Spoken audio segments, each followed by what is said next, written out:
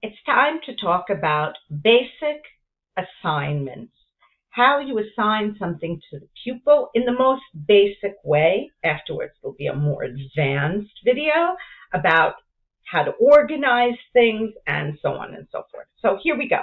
I'm on the classroom, not in the stream, people or Mark's classroom.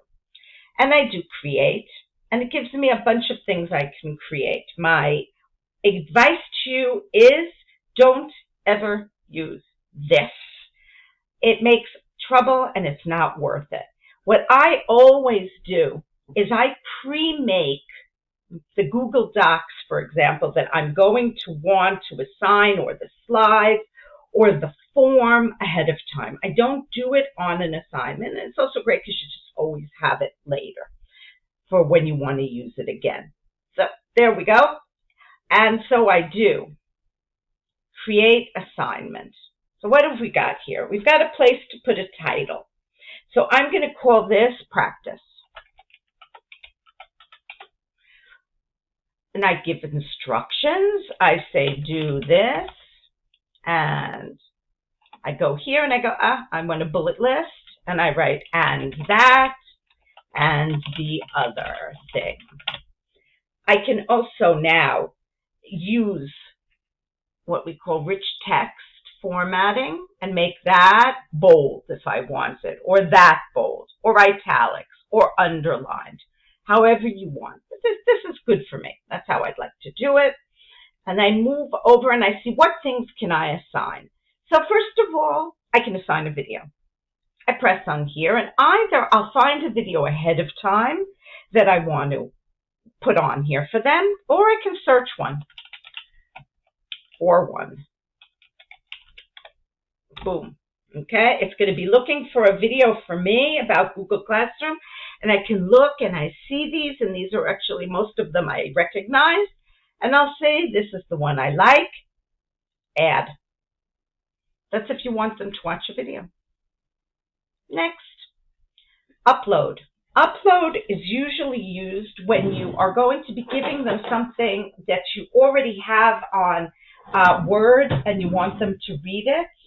Because if we want them to write on it, we want to give them Google Docs, not Word. Word is for Microsoft and Docs is for Google. Next, you can link anything you want here. Let's say here I've got something. This, of course, I just did. And I copy, go back to my Google Classroom, pop in the link, and there we go. They would be able to open that link and go to that course. Next thing, and the most important thing, is this. Google Drive file. There are three very common ones I use. I give them Google Docs that each kid gets their own copy and they write their answers on it, which is really easy for me to check and to keep track of and to know who did what. There's also giving them Google Slides. Then I'll show you the different ways that they can interact with the slides. And one of my favorites is Google Forms. But let's start here with this. Okay? So, up here, practice doc for video. Okay. You have options here. Remember, you ever see a little arrow? It means look here. Students can view the file means that they can just see it. They can't really interact with it above and beyond reading it. Next, students can edit the file. That means there's one Google Doc and all the kids could change it, which makes very little sense here.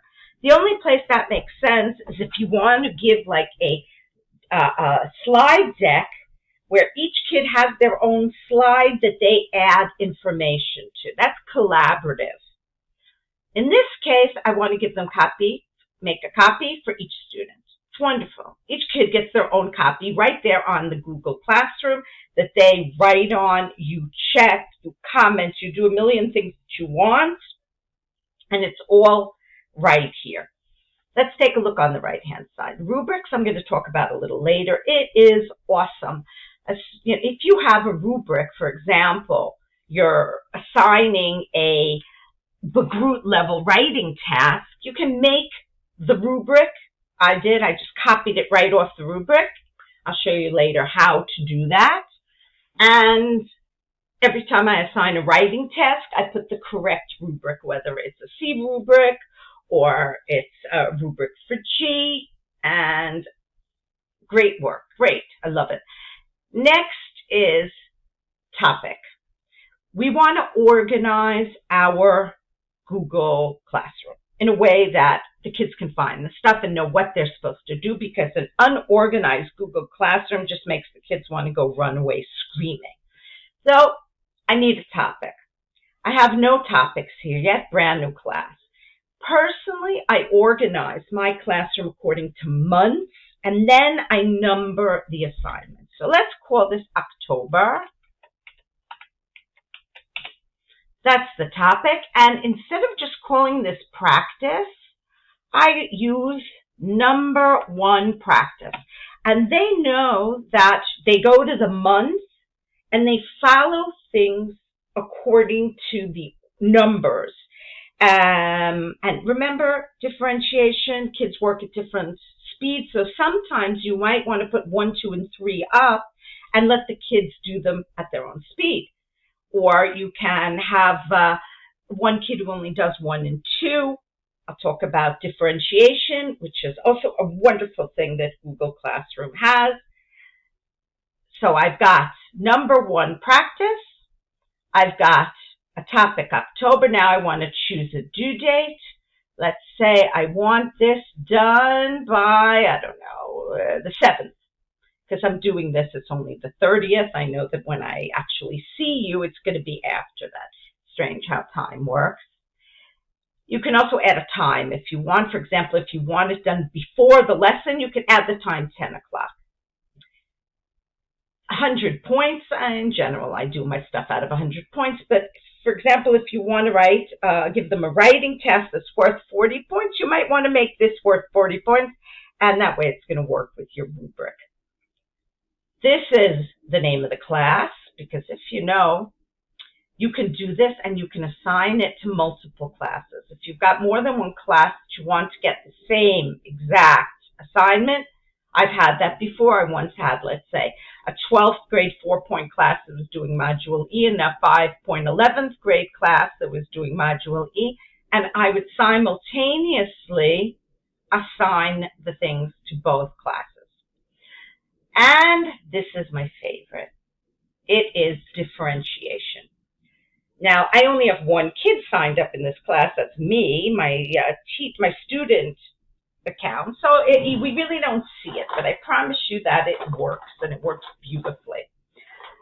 Let's say you have 1 struggling learner, and you have a couple of advanced learners, and you don't want to give them the same thing, but you don't want to embarrass them. You don't want the kids in the class to know that this kid gets this, but that kid gets the other. They'll never know.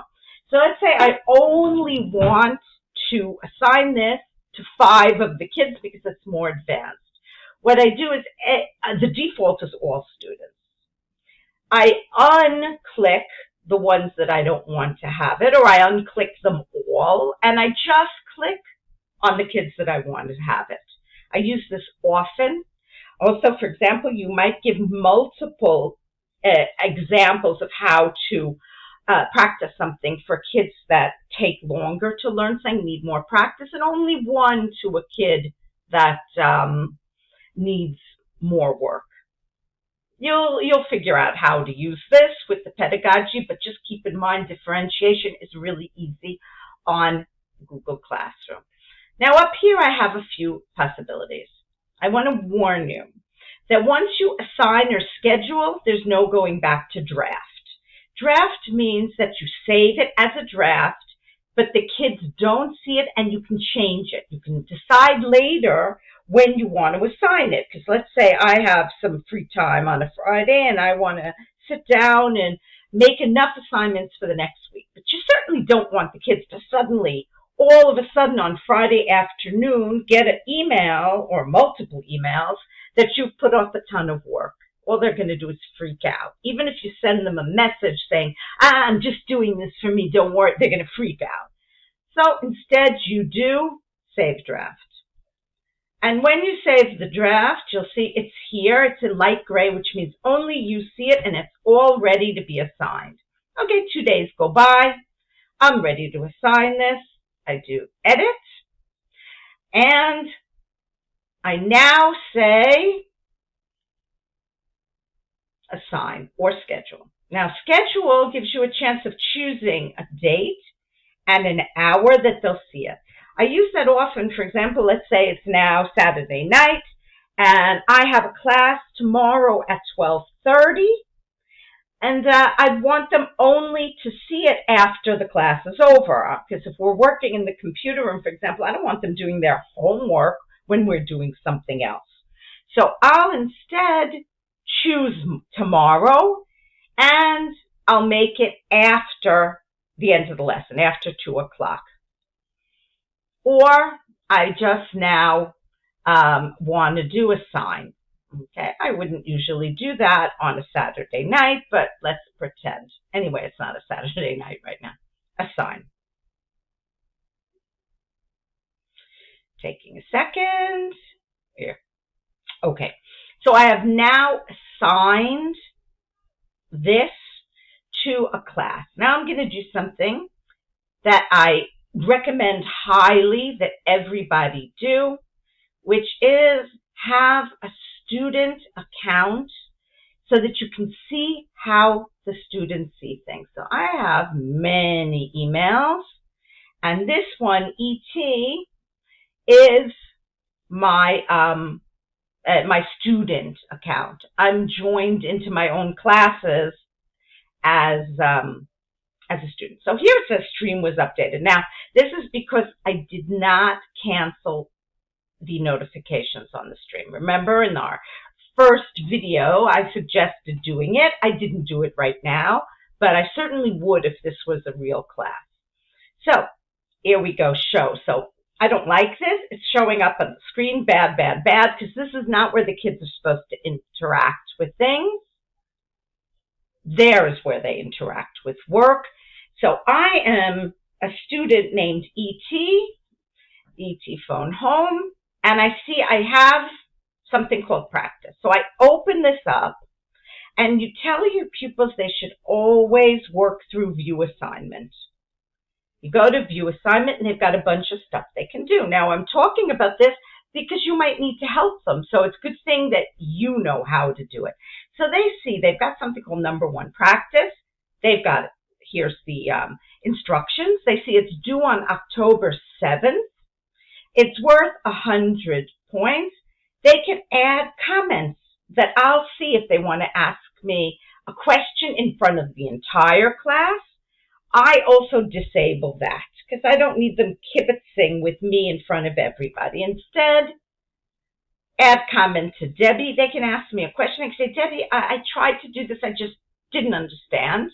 And I get a message on email saying you've got a message from a kid, and you can answer them right on your email, your Gmail, obviously, or you can come in here and do it. So what do? They open this, and voila. I have okay, my very own copy. So I write Debbie. Now, just a little hint, tip, don't put lines, okay, where you want them to write their names, because if you do, if there's a line there, let's say I have a line, I'm sure most of you figured this out, and they try to write on it, they're going to write on it, not over it or above it. So, and then I ask them a question. What is your favorite story? I mean, obviously, these are not real assignments, and they write all these things, and they write all these things. And what do they do when they're done? They want me to see this. You see this little button here? They do turn in. Okay. Turn in again. And boom, there it is. Now, if they go, oh, I forgot to do something, they can unsubmit. Because while it's submitted, they can't write on it anymore. They can unsubmit, but the only person who can write on it now is the teacher. So let's go back to being teachers. Here I am, Debbie the teacher, and now I go to classwork again because when I did that, I hadn't put it in yet. So I go over here to marks, and I see first of all, I've got something here that I have not marked yet. So let's go back to classwork, and let's open this up, you see? And I see I have one handed in, so let's go there. And I see that E.T. has handed in her work. I open it up, and there we go. I see her work. Now I have a bunch of stuff I can do. I know this is getting very long, but really assigning things is important. I either choose suggesting, in which case, let's say, I don't think that her answer should look like this, and I write like this, and it crosses hers out, but you can still see it, and there is my suggestion. Or I could edit. And in this case, I don't want her to have to, fix it herself. I want to fix it for her. Because sometimes, you only want to decide on a few things that you're going to point out to them. You don't want to overwhelm them. Let's say you want to point out all the cases in which they don't use the correct tense, or their subject and their verb don't agree. So if you see something small and you don't want to point it out, I have a dog, sorry, barking, then you can just do this, okay, and edit it for them. You can also comment. Now here you don't see, there. Well, first of all, that's add, there it is, add comments. So here I want to say to them something like this is, okay, well, I have a comments bank. I see it's actually bringing that up, even though that's not what it's writing. But I have a bank of comments. And a little bit later, I'll show you what one does with a bank of comments. I'm going to separate that off to a little bit more advanced stuff.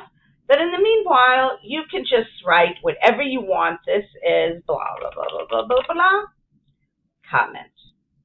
And that way, they see your comments, see? And what they can then do is they can press on they'll have their own check, or they see, I need to do something. Then you can write them a private comment and go something like, well done, okay, now finish the other question. Let's pretend there's another question. And I'll show you how to do this later. One of my favorite little thingies is you can either have an app for doing this, or they like us very much, Google. You write, if I do a colon and I start writing smile, I have all these things to choose from, including smirk cat. I don't think I'd want to send a smirky cat, but it's there. Again, I'm going to show this to you one more time. You give a colon, and you start writing thumbs up. And when they get this, they see all of this. Post. Now, in the meanwhile, they don't have a grade, but they see this. So let's say I don't want to give them a grade yet because they haven't finished. I do return, and again, you can return this submission or return multiple submissions. That's if you marked a bunch of kids, and instead of returning them one after another, you want them all to get their grades at the same time. After you finish, that's fine. But I'm going to just return this submission, and it says, student will be notified and can check any marks you've left. Return. Now, what are they going to get from me? I go back to Google Classroom here, and what the kid is going to get is they're going to see my comment. They will see any mischecks, any comments I made, any things I corrected, but there's no grade yet. because of the fact that I haven't graded it yet, which means they'll open it again, they will make the changes, they'll answer the second question, and they'll go through the same process again that they went through before. Here I am, and I see that I've gotten this back with this comment, and it says now finish the other question, so I know that I'm not done. I open this up again, and you see, Debbie made all sorts of comments here. All right, I say yes, I want to do that. And that's why, in general, I leave comments instead of fixing stuff, because that way they don't have to do any work. But if they see that I wrote this as blah, blah, blah, blah, blah, they have to change it on their own instead of this to the correct answer. Let's say I erase that and I write, okay, that is now the correct answer. And once again, they turn it in. It's like, I look at it like ping pong. One of us has it. You, the teacher, or the kid. Only one of you really totally has it at the same time, but you can always see it. And you can always work on it. But think of it as ping pong.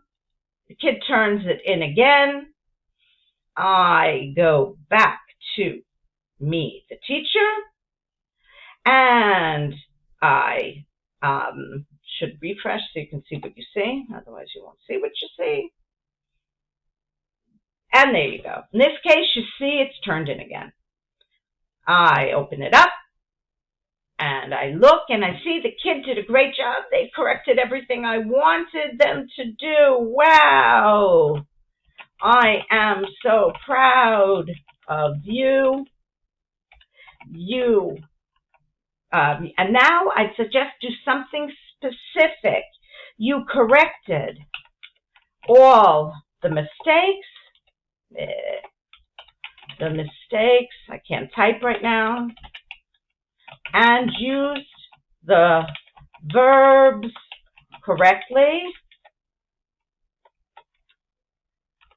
And whatever, and your verbs and nouns match you. And because the more specific your comments are, not just, wow, I'm proud of you, the more they get out of it. I mean, this is endless. And remember, you can make yourself a bank. Like I have one that says the word I is always a capital letter.